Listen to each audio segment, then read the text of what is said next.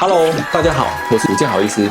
今天要跟大家分享一些在家也能做可以治疗打呼的简单小动作，只要持续的做，你的打呼就可以有明显的改善哦。第一个就是如何训练我们软腭的肌肉呢？我们可以借由长时间念出母音，像是 A 或是 O 或是啊这些母音，每次30秒，每天3分钟，就可以训练我们软腭的肌肉收缩。第二个动作，舌头肌肉的训练。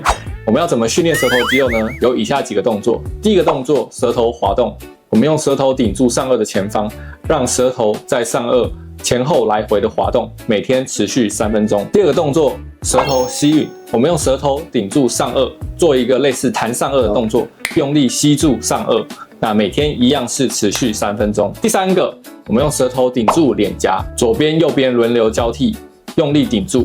那一样是持续3分钟。第四个，我们用舌头抵住下排牙齿，用力的抵住，或是做出吐舌头的动作，每天一样是3分钟。就是这4个动作可以训练你舌头的肌肉。第三个部分，训练脸部的肌肉。我们利用脸部表情来训练跟打呼有关的口周肌肉，比如说像是口轮匝肌、提嘴角肌、提上唇肌、大颧骨肌、小颧骨肌以及夹肌等等这些肌肉，利用脸部表情做一个训练。第一个动作就是我们的口轮匝肌闭紧训练，我们用力紧闭嘴巴，持续30秒钟来训练我们的口轮匝肌。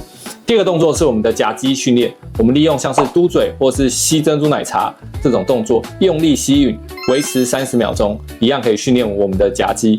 第三个动作是夹肌抵抗训练，用我们的食指把我们的脸颊往外拨，去训练我们的夹肌抵抗，一边15秒钟。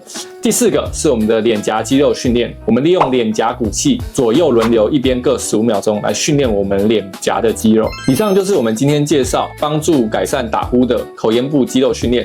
这些动作不需要任何器材，在家在办公室都可以做，每天只要花个15到20分钟。